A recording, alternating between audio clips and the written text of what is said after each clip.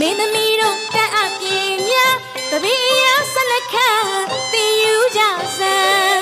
တပည့်ဆရာကတင်ကြခဲ့တာကိုယ်ကစလိုက်တကယ်တွေ့တဲ့ခုနှစ်ထွေအကရဲ့လေး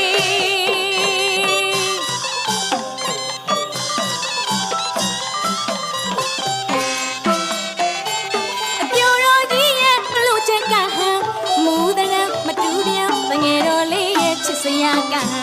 မူတရံမတူပြန်